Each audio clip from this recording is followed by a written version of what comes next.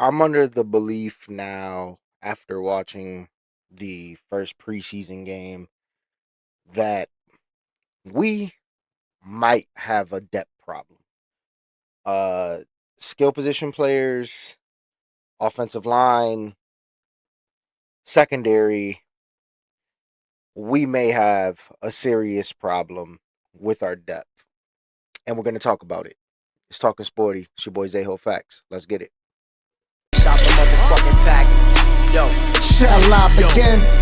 Pussy niggas get served. Another bridge to burn. Either live or you learn. Digits get earned. Off the head top, it ain't perm. Never been the type to curl like Big Worm. Catch your fade over your shoulder. Try to test my release. You get deceased. Smoke like the kush overseas from Middle East. No beast. I ain't touched that shit since 12 or 13. Ducking 12 from lurking while we skelling murk things. Kinda clock my life and still laughing most of the timeline. Try to come between me and Fetty, a fine line.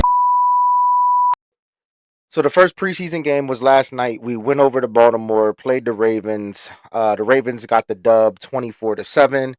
I don't pay too much mind to the score, the final score of the game. Obviously, it isn't starter against starter, it isn't one against ones. It's mainly twos, threes, fours, people that are fighting for roster spots. So we'll talk about it, man. Andy Dalton started the game off for us, went 3 for 6, only had 20 yards, really didn't show much of anything. Then Tanner McKee took over, 6 for 10, 35 yards. Did take a sack for 9 yards. Passer rating of 66. Andy Dalton had a passer rating of 57. And then, in my opinion, who looked the cleanest out there, I would say, is probably our rookie Cole Payton. 4 for 9, 37 yards. Did have a touchdown strike, and had a passer rating of 93.3. So, in regards to the backup QB spot, I'm still assuming that it will be Tanner McKee unless he can somehow get flipped for a fourth or fifth round pick. I think that McKee has the most experience on this team, and even though the offense is new to all the quarterbacks, I just think that McKee has the most upside for us to be able to flip, and this QB factory that Howie likes to, you know, run. His goal is to try to acquire as much capital as possible off the quarterback position if he can. So McKee is gonna be the number 2 guy unless an injury happens in preseason that demands that he is traded. You know what I mean? On the receiving end, not much to really go crazy about. Darius Cooper, 2 for 21. Kind of a disappointing outing, if you ask me. 5 targets. Some of those balls weren't the best thrown balls, but for a guy that's been so sure-handed throughout camp and has gone up to get basically everything, it's kind of disappointing that he didn't at least get more of those 5 targets. EJ Jenkins, 2 for 20. Eli Stowers, 3 for 12. Um, it seemed like we were using Eli Stowers in short and intermediate situations. I want to see us utilize Eli Stowers' speed a little more and athleticism and let him rock some shit up the seam, man. And I get it. Um we're not trying to give up our whole offense in the first preseason game and the whole nicks and kinks. I don't even think I seen any motion in this game. Um, so it's very vanilla right now. And week 1 you're gonna see something completely different from what you're currently seeing in these preseason games. So take the scheme right now with a grain of salt. It's good to see your quarterback under center, which is great. But take the scheme with a grain of salt, bro. This isn't gonna be what our offense looks like week 1. Like I already had one of my buddies was like, "Oh, the Eagles' offense was humming." Like, bro, I don't give a shit about a preseason game in week 1. Like, stop. Um, Defensively, there's a lot more to talk about, honestly. And this is somebody that I really wanted to talk about in general. I'm gonna spend a couple minutes talking about him because he's kind of flown under the radar in camp. We've all, as Eagles fans, at least I can speak for myself, but I'm pretty sure I'm speaking for the majority of Eagle fans when I say that once we acquired Rick Woolen, our concern about the secondary overall leveled down a lot. Even last year, we found some sort of like middle ground with Adoree Jackson and the way that he was stepping up and not giving up big plays that he was giving up early in the season. I think that we were okay, especially once we acquired Jalen Phillips, because we figured that the pass rush was going to help out the secondary, and it did for the most part. In terms of pressures, speeding up the quarterback's clock and him getting the ball out a little bit faster, I think it did help. Certainly helped. But when we acquired Reed Woolen, who's a different level of talent and is much younger, um, we figured, we're fine. Now we're interchangeable. Now in base, Cooper DeJean can play safety. Now we're fine, no matter what. But I want to talk about Mac McWilliams because if you look at the depth chart right now on paper, you got, Quinyon Mitchell, you got Tariq Woolen, and I'm only speaking with in terms of outside corner. You got Tariq Woolen, and then you got like guys like Keely Ringo, Ambry Thomas, who actually played a pretty good game as well here. But I want to talk about Mac McWilliams because I want to talk about versatility. To me, Mac McWilliams, fits the mold of like a Michael Carter, fits the mold of a guy like Jonathan Jones, who we have on the team already that are vets. But I think Mac McWilliams isn't content on just being like a special teams guy. And I think that Vic is slowly building trust with him. And dude, when you have, from the secondary perspective, when you have 10 total tackles and 9 of those are solo, meaning that when the receiver catches the ball, you don't need help to bring him down. In the NFL in this day and age, that is such a value to have. Off top, he's already a better tackler than Keely Ringo. And Keely Ringo is an excellent gunner on special teams.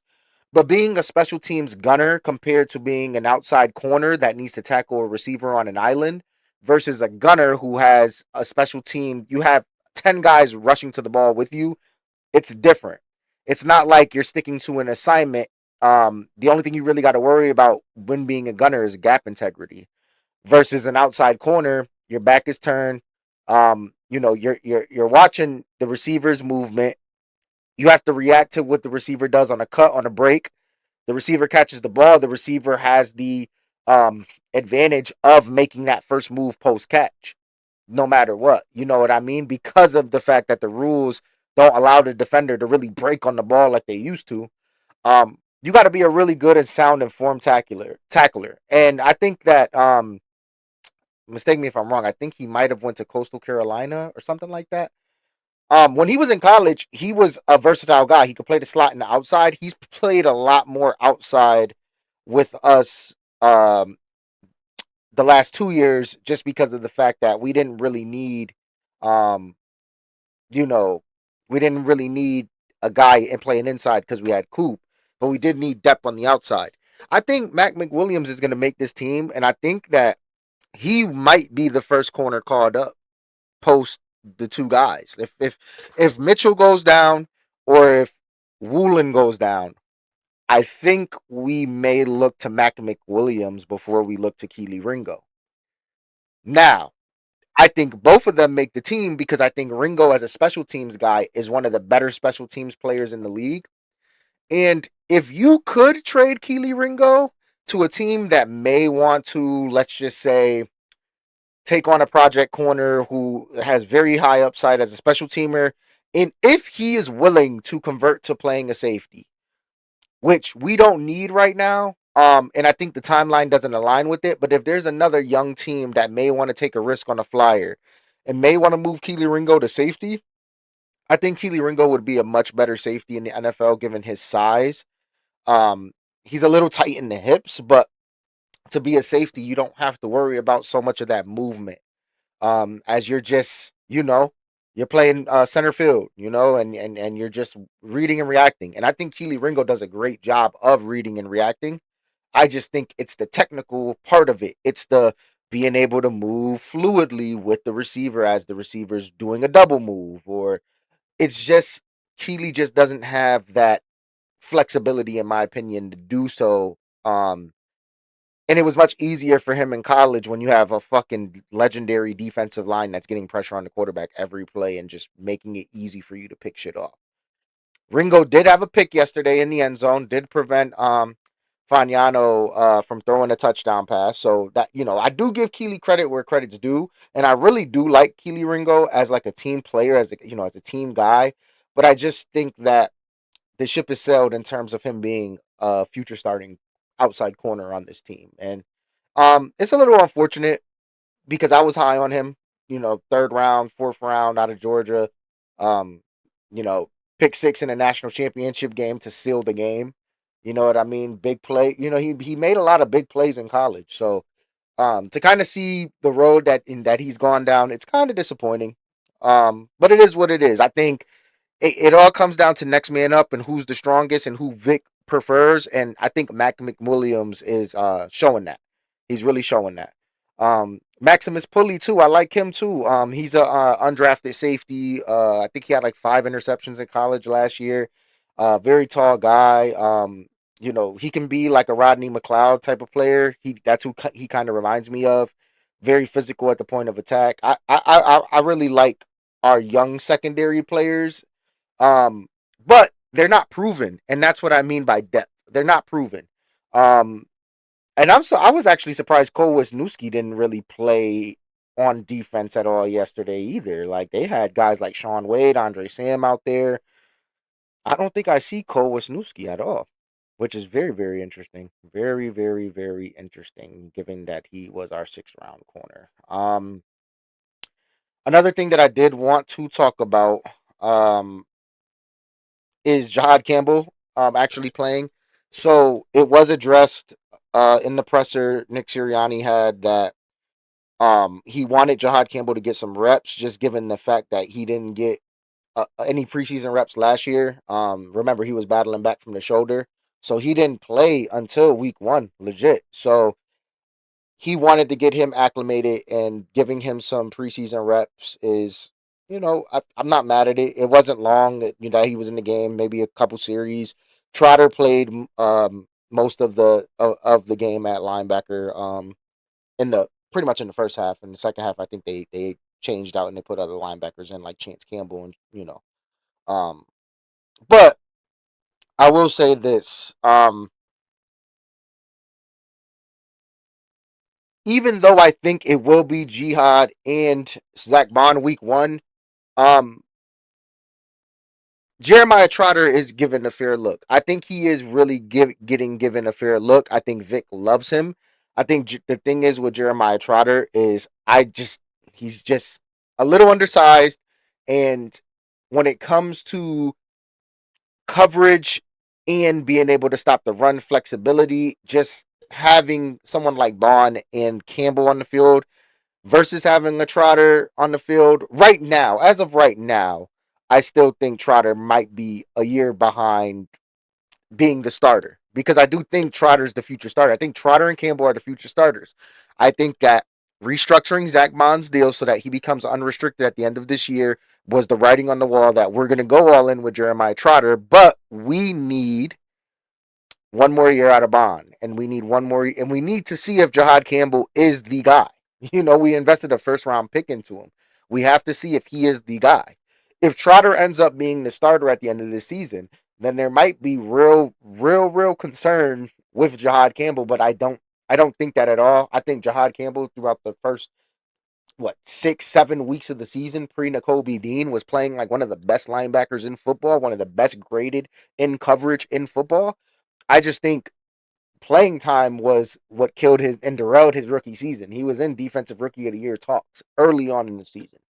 A lot of people have revisionist history, but it is what it is. You know what I mean? I do think where there's smoke, there is fire, but little fire. I wouldn't go in there with too much concern thinking that Jeremiah Trotter and Zach Bond will be the starters week 1. It ain't happening. Trust me. When you invest that much draft capital, you're not GMs hate to be wrong, bro. And Howie's one of them. He ain't gonna sit on his sword unless Jahad Campbell gives him a damn good reason to sit on his sword. So that's how I feel about it. You know what I mean? But other than that, not really nothing too noteworthy about this game, man. It's just the first preseason game of the season. Um, Effort level could have been a little better in my opinion. I just felt like the Ravens wanted it a little bit more than us, if we keeping it a bean. And that's why I'm a little concerned about the depth, especially on the offensive line. we weren't able to get a push in the run game at all, bro. And that really, really, really causes a lot of concern for me. Because of the simple fact that we're not a super young offensive line anymore. Wouldn't say we're one of the oldest ones, but I've also wouldn't say that we're a super young, wet behind the ears offensive line that can just, be world beaters like we were in 2024. It We need to probably make a trade for a backup guard. I'm more concerned about interior offensive line than exterior. I think Markel Bell and Fred Johnson are perfect for your backup tackles. Fred can play either left or right, and then you got Markel who's going to back up Lane. I'm not terribly mad at that. I think we can get by if one of them misses time, preferably if Mailata misses time, because we can't afford to have Lane Johnson miss any more time. Since last year, I want him to play every single game. Um, if Steen, Dickerson, or Jurgens were to go out, the only person I have confidence in is Willie Lampkin. That's it. And that's sad, bro, because we in the last couple of years we have invested. Like last draft, we invested into a backup center and another guard. The guard from Michigan, I had high hopes on. The dude, I don't even know if he's on this fucking team anymore. So I think we should make a swing for a backup guard. Um, we do still have Zion Johnson, right? Don't we have that dude from that we traded CJGJ for? And that's my problem. Like we did make some moves, but these guys ain't showing shit. So it's like it's one of those things where like, yes, I think the next couple of drafts will be boring drafts where we're gonna just attack the trenches and we're gonna go crazy with offensive line probably the first 2 rounds, just because of the fact that we don't have any depth there, bro. We don't. Sadly, I don't even think we have depth at running back anymore. Will Shipley, I don't know what the fuck happened from his rookie year to now. And maybe it was because the fucking holes were fucking, you know, crazy, and you could just run straight through them. And maybe Will Shipley tricked us, I don't know. But at Clemson, he came off to me as more of a Kenny Gainwell type. So I was excited about him. But he hasn't really showed me much of anything, man. And it's like beyond Tank Bigsby and Saquon, like we don't have, to me, in my opinion, we don't have a great third back. And they're not supposed to be great, but great in the terms of being a third back. You know what I mean? We have a very average third running back right now. And in my opinion, you need 3 good backs. Good to decent to great backs. So I'm a little concerned about that. And then none of the receivers took the Bulls by the horns either. Where it was like, Darius Cooper, I need you to be like, yo, all y'all niggas suck. I'm trying to be the wide receiver 3, wide receiver 2 on this fucking team. You know what I mean? Like, it's up, open competition. I'm out here mossing dudes in practice, but then you get 5 targets and you only bringing 2 of them in. You need to be a man amongst boys, bro. Jacoby Lane on the Ravens, draft pick, highly touted, 6'5" receiver, big hands. He was playing like, listen, I'm going to be more than what the preseason is. This is just me getting, like, he played like he already won the job, is what I'm saying, bro. And that's how Darius Cooper, that's how I expected Darius Cooper to play in this game. Now, when you don't got the quarterback play to support it, okay, I understand that. But it's not like any of these dudes were terrible. They went offers. You know what I mean? So I do think in this next preseason game, there has to be a better level of intensity. There has to be a better level of us being able to, you know what I mean, dominate. Like let's dominate a game. You know what I mean? Like, and I get it. We're trying to give different looks. We're trying to see different things. I'm sure Vic's trying to see people in man situations, trying to see people in zone situations, see where people's strengths are, see where people's weaknesses are. I get that part. But we play to win the fucking game, in this preseason, and I get it, But I just thought the intensity level was a little low for what I was watching last night. That's just me. I could nitpick at other things, but I'm not gonna go too crazy. Because like I said, it's preseason. It's just a good way for us to get those reps in, and for those guys that are looking to make squads, like, listen, I'm happy for the Ambry Thomases of the world. I'm definitely happy for the Maximus Pulleys of the world. Because regardless of the fact, even if they end up on our practice squad, they can still end up on other teams. But I'm gonna let y'all go, man. It's your boy SejoFcts. I will be tuned in. For practice this week. Hey, we here. Joint practice with the New England Patriots. And I did want to let y'all know and inform y'all that sometime this week it will be announced at some point. Me and my guy Weezy, shout out to my guy Weezy, man. We gonna be doing the BLITZ podcast that me and him decided to start together. It's gonna be like a mini series. Where we're covering our favorite team seasons. So my guy's a Patriot fan and I'm an Eagle fan. So we're gonna do live on air streams where we're gonna be talking about the joint practices. And I think we may do one for the actual game on Saturday as well.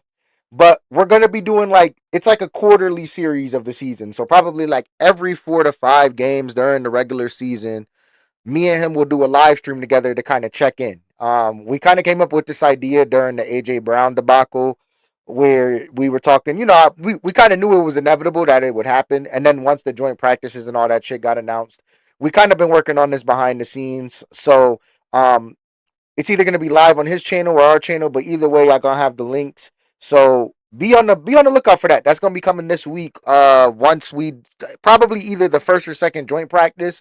I really want to do it the day that like AJ Brown does the one-on-ones with the corners and shit. So whatever day that is, we'll probably do it sometime in the nighttime, probably like around 7:30, 8 at night Eastern time. So just be on the lookout for that, bro, and more content coming for y'all, man. It's your boy SejoFcts. This is talking sporty.